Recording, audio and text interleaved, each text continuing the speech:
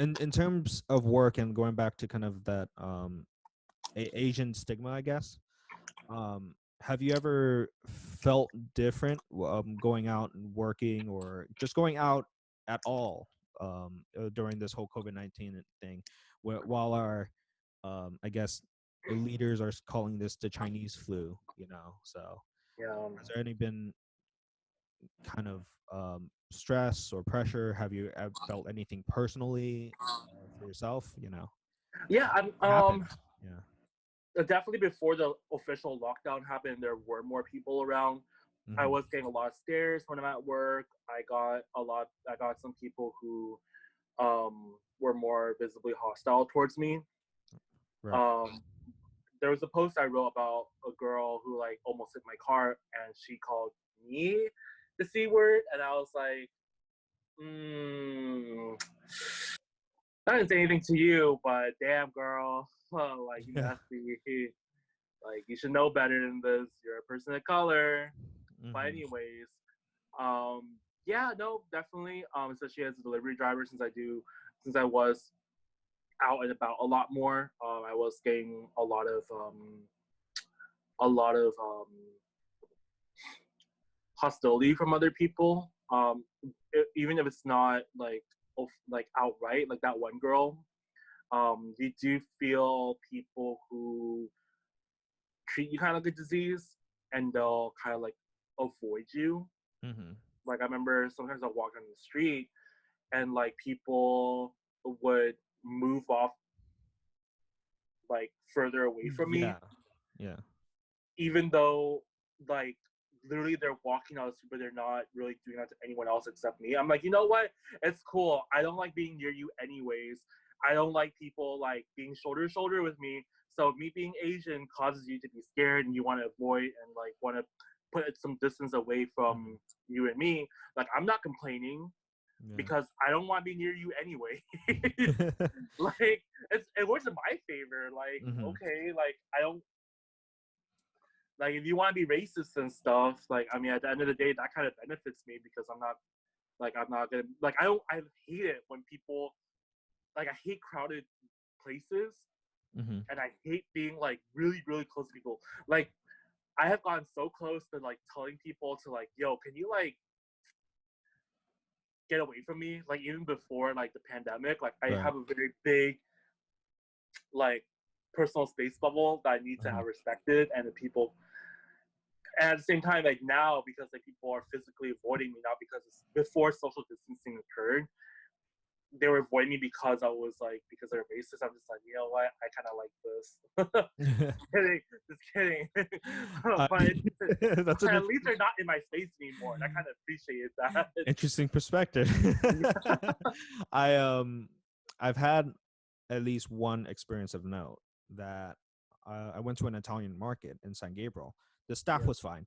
Nobody that works for this place did anything, but it it's was the the customer. customers. It was the Yeah. customer. I Was was it a Karen? no. Well, what's the male version of a Karen? It's either a Chad or Brad, but I feel like, hmm, If he's Italian, or I maybe a assume Bob. I don't know. Bob. No. I feel Bob would be too old. I don't know. Let's go I hear Chad. Chad a lot, Yeah, let's go Chad. but I feel like Chads are like younger, like college age Karens. Well, I guess.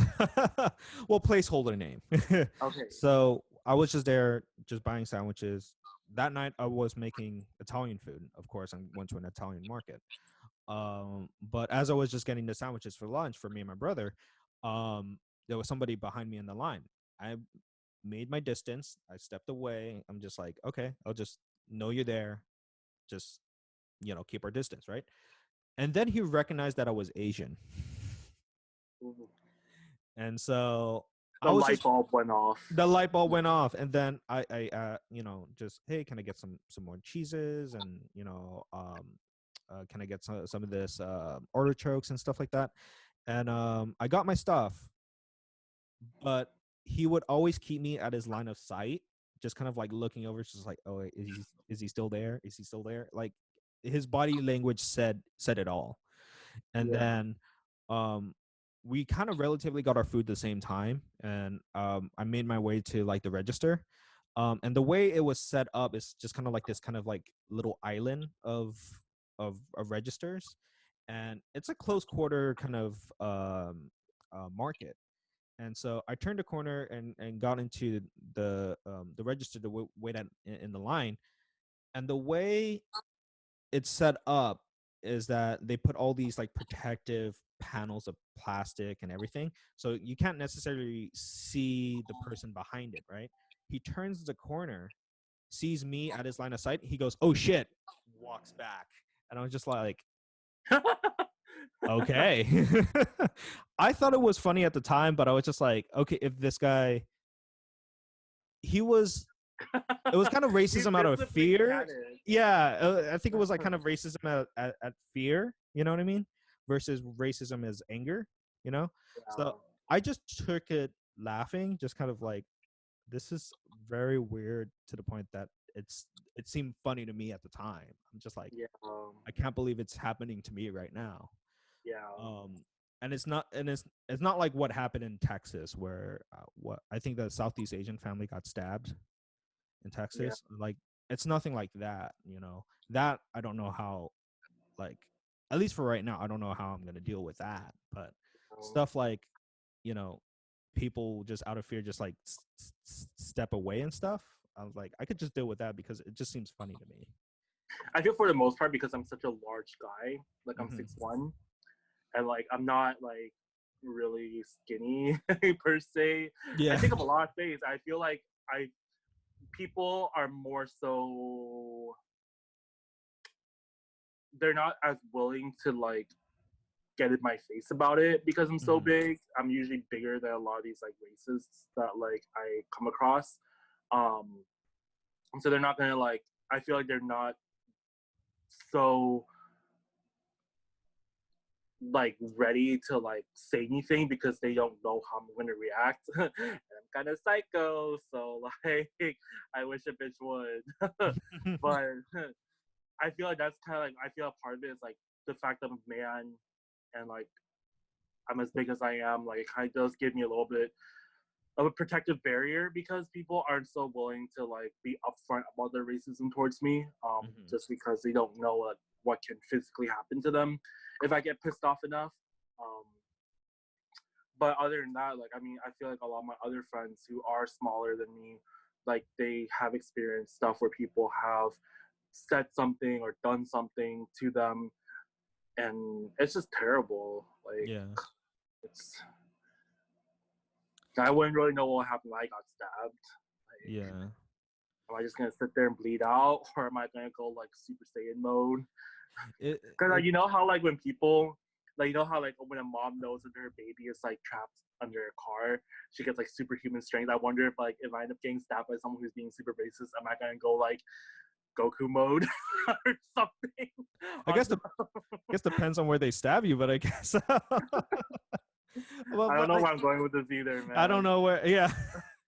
But it's true. Like, you are a very tall person, at least to me. I think you're taller than one of my tall friends. I think Yeah, so. So like, it does help. But if some, God forbid, if there's somebody that's intentionally want to like harm people, that's the people to be afraid of. You know. yeah. So other than Animal Crossing, what have you been kind of doing to kind of like keep yourself at ease? During this pandemic.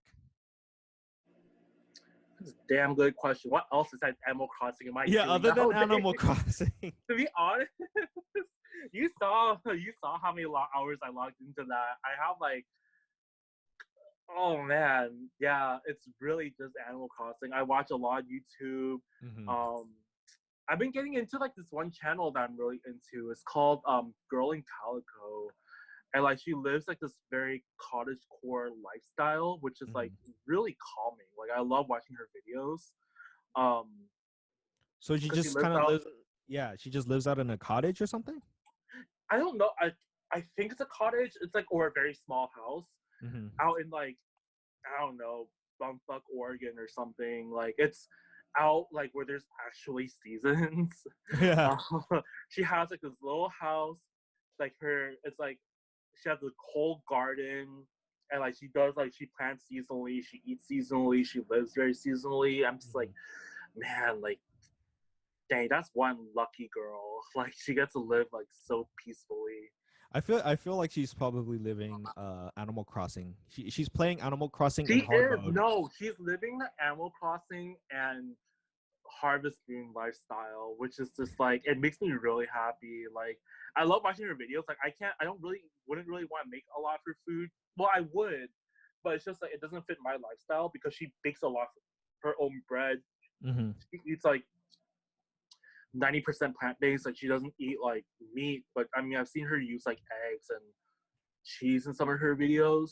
But she cooks a lot of her food and she lives very seasonally, which is very nice. Like and like it's just a very It sounds like she kind of relaxed. sources her own things. I think that's just kind of the main thing, right? She sources It's her own very like food. yeah, it's very idyllic. And like Yeah. I love watching like not to like cross promote or anything, but you guys want to like if you guys need something like calming but don't want to go into ASMR, like Girl in Calico is probably like one of my favorite channels right now. Yeah.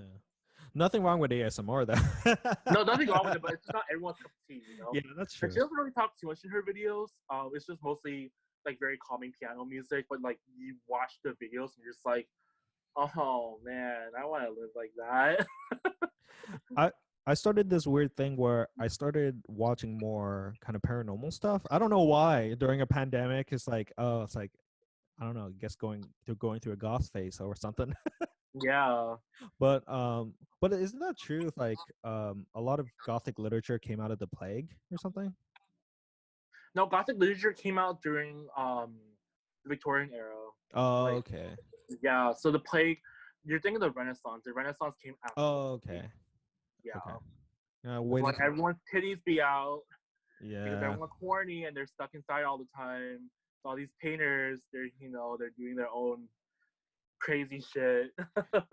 You just need a burst of life after something like this. Yeah, I feel Um like we're gonna have. I hope and feel like we would have some kind of like a huge renaissance in like art and like culture once the pandemic is over. I mean, I feel like we're having one now yeah, I feel I, with I all the feel new art that's being created by yeah, people. I feel like there's been a shift at least in the entertainment industry and I feel there's going to be a lot more um I guess stories and like people being more creative in a situation like this because um you know there's there's there's good things to learn from adversity and all of this and I feel like working with limitations is probably a good thing, I guess. Yeah, I'm not 100% sure where I was going with that, but I I think the point is that I think there might be some good stuff coming down the line. Yeah. yeah, like my Animal Crossing island. Yeah. Have you seen the pictures? I need to. I'm trying. It's so stupid, but I'm trying so hard to get my favorite like streaming channel to tour my island once I'm done with it. Like I love him so much. I I I put a lot of hours into this game, man. I want to show it off. I have a Switch that's available to me right now, but it's not Uh, mine.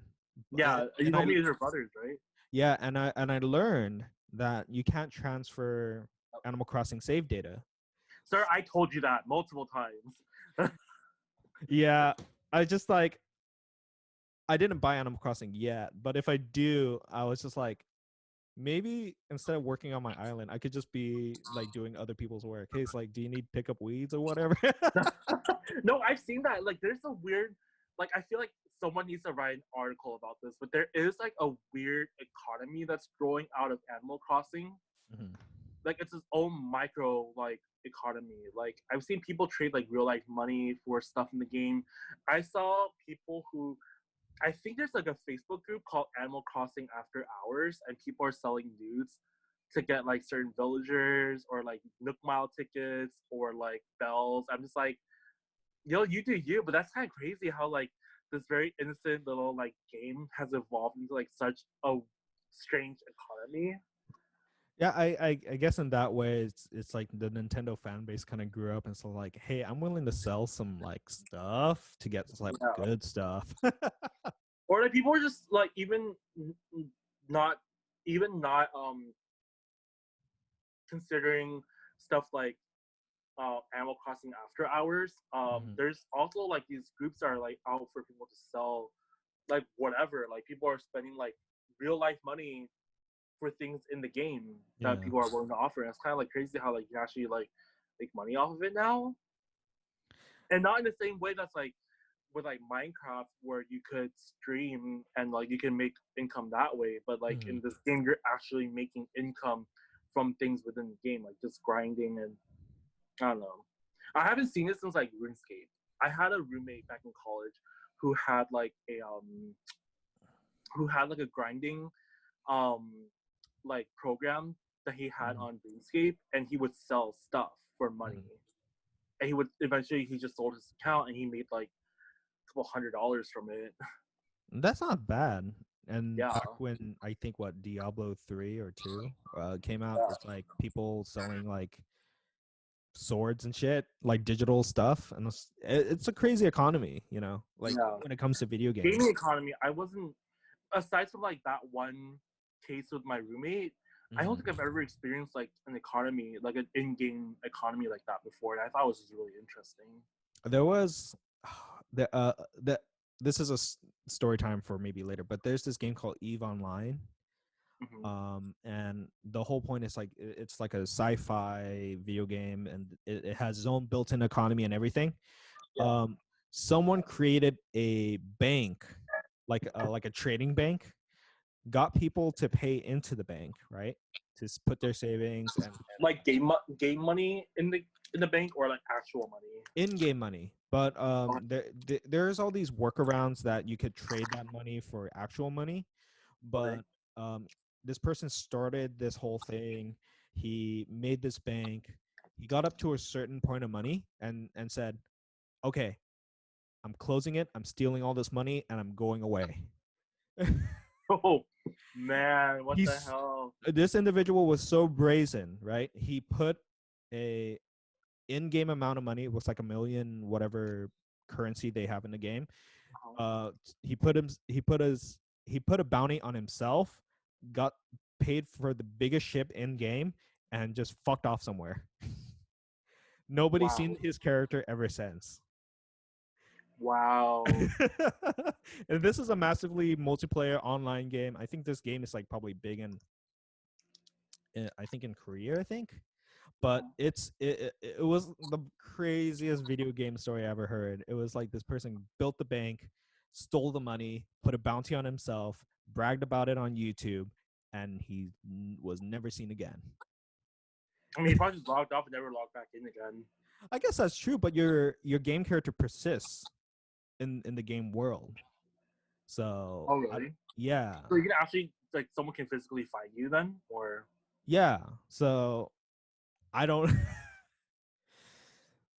Yeah, that's insane. yeah. It's an insane story. Social media right now, just let everybody know where they can find you. Yeah. So my Instagram, you can find me at Siterial with an underscore. I think link will be in description. I've always Yeah. wanted to say that. Link